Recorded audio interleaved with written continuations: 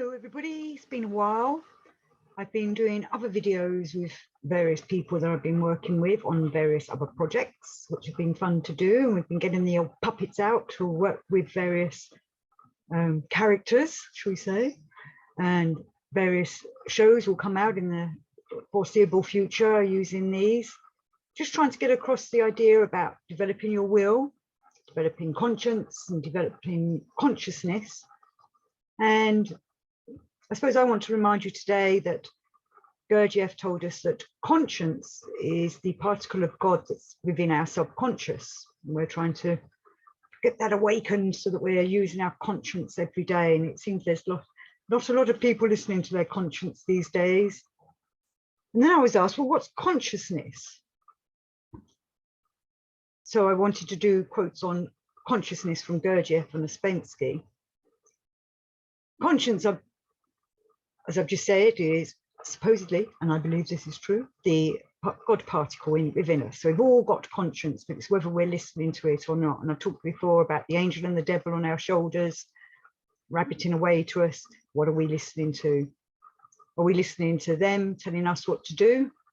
Is the devil leading us astray? Is the angel leading us down the righteous path? Or are we our true self and listening to the master that's we are? Or are we just chitter-chattering away in our minds, every different personality coming through, you know, the horse and carriage analogy that Gurdjieff uses, where the horse is the emotions, the coach is the body, the driver's the intelligence or the intellect, but it's the person inside that's being driven, that's the one that's really driving the carriage or telling you where to go. And which version of you is sitting in that coach that's driving you along? Is it that masterful version of yourself, the master I, or is it all different eyes coming and going and keep changing in and out and stopping off and then getting confused and going somewhere else and not following the direct path that you want to be following? So consciousness, is that us inside ourselves speaking away? Is it the same as conscience? I think they're separate myself. I think the conscience is the God particle, as I was just saying, and I think consciousness is all the various different eyes rabbiting away, and whether we can bring them together and find that master eye to come through. And I just wanted to do an Ouspensky quote from In Search of the Miraculous. And he says on page 155 of my version of In Search of the Miraculous, I'm hearing people have different versions, so I'm sorry about the page numbers. Consciousness is a state in which a man knows all at once everything that he in general knows, and in which he can see how little he does know and how many contradictions there are in what he knows. Gurdjieff's trying to teach us all and everything. What do we know? What's right, what's wrong, what's true, what's false? How do we know what we know? And we all know we've got gaps in our knowledge. And we've also got to, at the same time as we're gathering knowledge, make our wisdom work with it. We've got to create wisdom to make that knowledge be worthwhile to use. And I think with that, we do need our consciousness to be aware of what's going on, what it is that's happening. Being conscious is probably more awake than being asleep. And when we're asleep, we're not being conscious because we're just following along with everything that's being thrown at us and what we're being told to do, and just, you know, life gets in the way. And Ouspensky goes on to say, if a man begins to feel the life of the planets, or his consciousness passes to the level of the planetary world, he begins at the same time to feel the life of atoms, or his consciousness passes to their level. The broadening of consciousness proceeds simultaneously in two directions, towards the greater and towards the lesser. So being conscious, fully conscious, we're aware, we're awake, but we're aware of the rest of the universe. It's like we're in tune with it, we're harmonized with it, we're linked to it. We know all and everything, I suppose. Plugging all and everything today. I can't say enough how important that book is. I know it's a difficult book, but it has the answers. That's why it's called All and Everything. So that linking to the universe, to everything, it makes you aware. Like if you're conscious and you're aware of all the atoms happening and occurring in yourself and everything else, then you're aware of what's happening when you're with other people, with situations that are occurring. You can be awake enough to see what's happening. And maybe nobody else is around you, but maybe they'll feel from you that vibration that will perhaps help them to be a little bit more awake in that moment. We're all influencing each other. As Gurdjieff says, everything eats everything else, but we're also influencing each other and influencing the situations and the areas around us, which is why it's always nice to send out good vibes.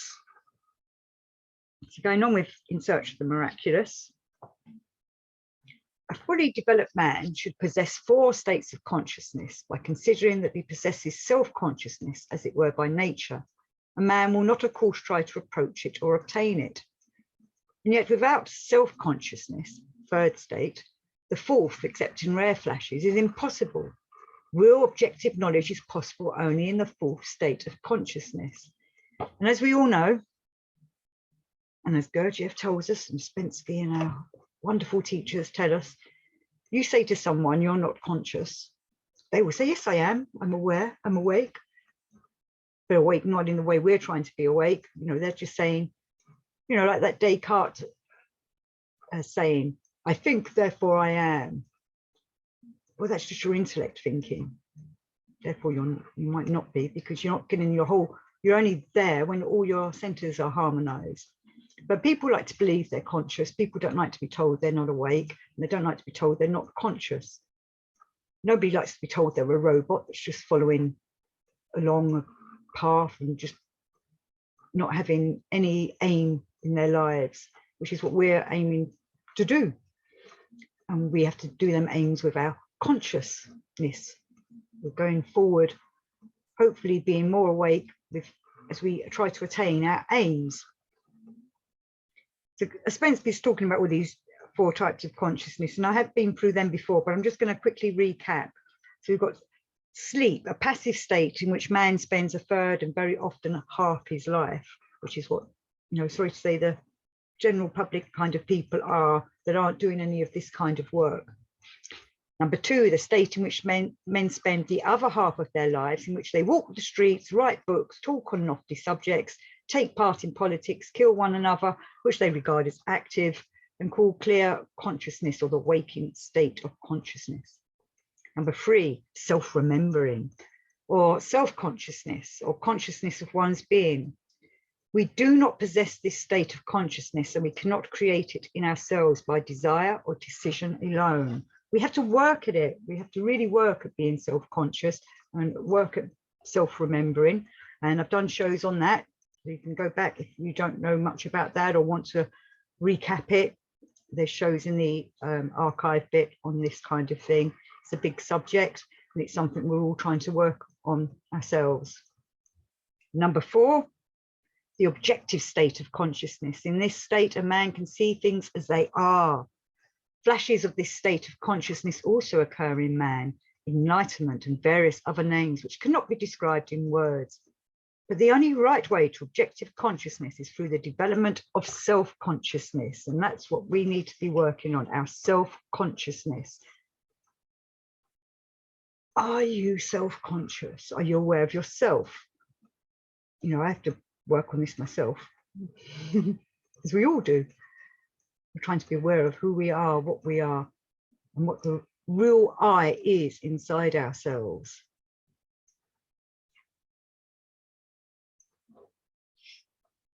And Ouspensky reminds us, to awaken means to realize one's nothingness, complete and absolute mechanicalness, complete and absolute helplessness. So if we can become conscious, properly conscious, self-conscious, awake, then we won't be following the mechanical ways. We'll be working in a real way, in real life, being real, seeing things for what they really are, which can be a bit shocking at times. But it's how to keep that state going. It's then the next challenge. Everything's a challenge. You've got that challenge to try and become self-conscious, and then you have the challenge of keeping that going. And he talks about enlightenment in the other quotes, you know, like the Buddha was worked on himself enough to become enlightened. the Christ had enlightenment and was conscious of what he was doing. And I'm sure there are others out there, but it's difficult, but we can attain to it. That's why we're being offered this chance. But most people who don't do this kind of work have no interest in this at all, because they know it's hard. It's going to be effort, hard work, hard efforts needs to be put into it, and you know, we're lazy beings. And then there's people that do want to do it and are working on themselves, but it's difficult to keep it maintained and to do it continuously. And Ouspensky then advises us, one must first begin to awaken for short moments, and then short moments can get longer and longer and longer, until hopefully we're awake all the time. With objective consciousness, it is possible to see and feel the unity of everything.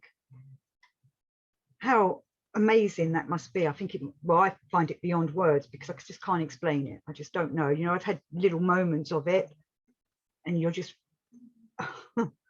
blown away by it, and you kind of get caught up in it, or I did. Kind of the wow factor, I suppose it is. And then I'm suddenly dropped back down when something happens that's mechanical, brings me back into my mechanical state, and I forget. And you do forget, it's gone. Sometimes it feels like it's like a dream, that you can remember little bits, little feelings of it. Can't quite grasp it again unless you work on yourself. So on another book, oh no, I want to do some more in Search of the Miraculous, just on the other thing. We call the functions of the mind conscious. Everything that does not enter this mind we call unconscious or subconscious. Consciousness cannot evolve unconsciously. We have to do it consciously. We have to be conscious. And Ouspensky tells us, you can know consciousness only in yourself, only when you have it. When it comes again, you can see that it has been absent for a long time, and you can find or remember the moment when it disappeared.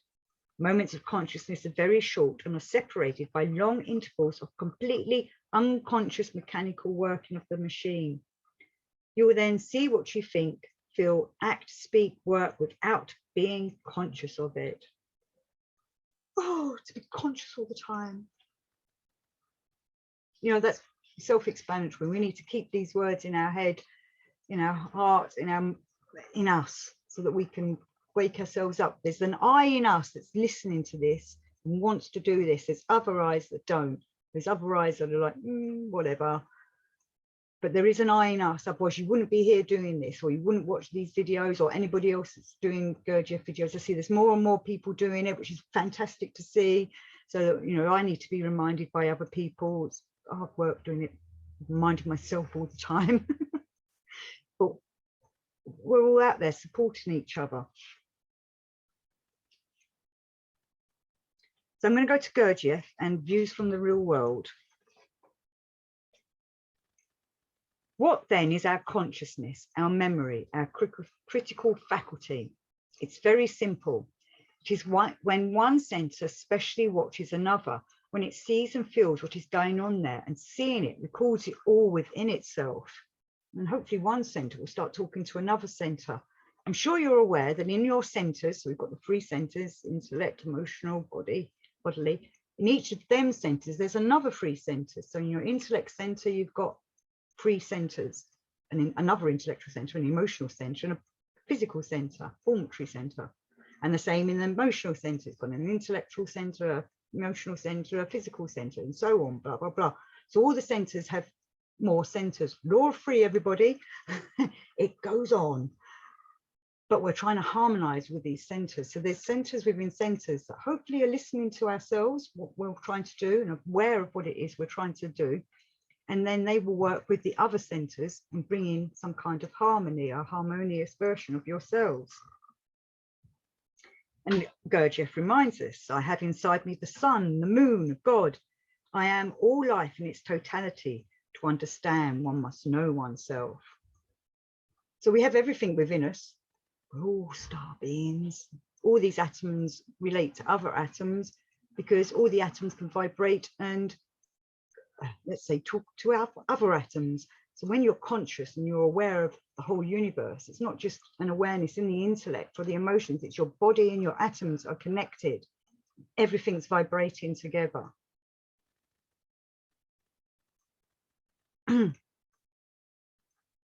As a rule, at every moment of our life, only one center works in us, either mind or feeling.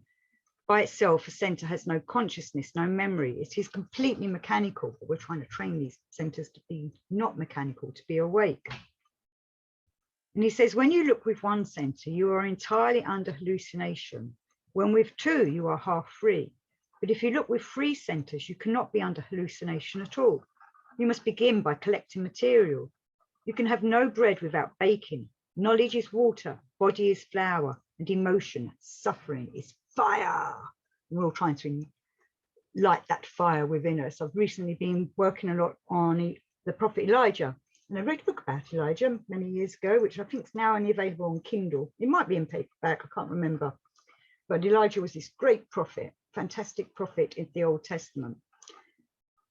And he brought forth the fire, but it was a divine fire because he could understand what the divine was, well, the divine communicated with him. And so he came forward teaching people how to find the divine in themselves, Elijah did. And you have to look, this is one of the more esoteric versions of Elijah in the Bible. When you read the Bible, it's, you know, a nice story. But if you can look deeper into it, you can see what Elijah is telling us, more or less the same thing as what Gurdjieff is. We have the sun and the moon, the divine within us, and we need to connect with them and bring it forth and become a true human being connected to the universe, all part of the harmonious workings of the universe. So I'm going to do some all and everything. So all and everything on the book, page 24. The essence of certain real notions may of themselves automatically go from the waking consciousness, which most people in their ignorance mistake for the real consciousness, but which I affirm and experimentally prove is the fictitious one, into what you call the subconsciousness, which ought, in my opinion, to be the real human consciousness. Because down in our subconsciousness, everything's being recorded, and your subconsciousness is trying to come up and talk to your consciousness if you listen to it. But we're distracted with our consciousness as we're going about our everyday lives, which is why we need to, you know, meditate or sit, have the moment, preferably when you get up in the morning, so that you can settle everything and let that subconscious come through, and then maybe the divine will come down as well and talk to you. But remember, we always have to go up. We're aiming to contact the divine. You know, if you're a true Christian, or as Gurdjieff would say, the esoteric Christianity, you're aiming to contact Christ. The same with Buddha. Buddha's up there, we're aiming to contact Buddha, but we need to go up. They're always talking down to us, but we can't hear them unless we go up and higher, you know, higher ourselves. So all and everything. All and everything, page 78. Bring about a contact between your consciousness and the various unconscious parts of your general presence. And again, I think this is all from working on yourself, having those silent moments of working on yourself, and then, you know, you can take it out into your day-to-day lives. So we're going to have a bit of a long quote now from All and Everything, page 559. Formerly, your favourites, like all the other free-brained beings of the whole universe, were without that peculiar psychic property which permits them to be brought into a hypnotic state. To get into that state became property of favourites, thanks to a certain combination obtained in their psyche and derived from the disharmony of the functioning of their common presence. This strange property began to become fully fixed in the presence of every one of them from the time when their Zustand, that is the functioning of their being consciousness, began to be divided in two, and when two entirely different consciousnesses, having nothing in common with each other, were gradually formed in them, the first of which was called by them simply consciousness, and the second, when they finally noticed it in themselves, was called subconsciousness. And we're trying to get the two to connect again. We want to reverse this process that happened to us in the past and instead bring the two together. And he says on page 1010, so that the everyday life of the followers of this new teaching, who had lost the capacity for contemplation and consequently the possibility of understanding truth consciously, might at least mechanically flow more or less tolerably. And most people don't want to contemplate things because it means, you know, their mechanical life is disrupted. So most people don't contemplate anything. But it's very important in our work of doing this kind of thing. We need to contemplate all this, ponder, think about what's happening, let the energies work in us, and the answers will come. Right, one last book in consciousness.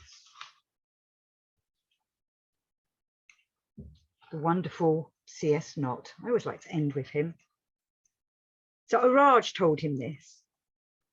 A.R. Araj.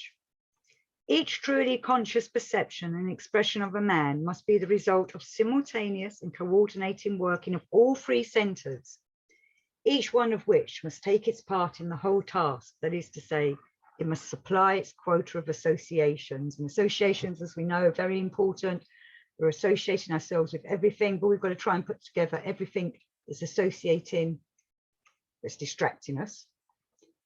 And instead look at what is making us go forward and use the associations that are helping us, not hindering us. Last quote, again, Araj. Thought is a succession of images. Consciousness is a simultaneous awareness of the contents of the mind and of the feelings and sensation. So I hope this has helped. Hope you can work with your consciousness. I know it's hard work, but we're doing it, and we need it in this, especially in this day and age where people are being very unconscious and doing very crazy things, and we've got a lot of unconscious people trying to make the world do unconscious things, inhumane things. And by being conscious, hopefully we're helping humanity develop and evolve in the right way. So thank you for listening. Thank you for watching my videos. Please comment or email me if you want to get in touch. I like hearing from you, like dialogue. It's always great to hear and see you all. So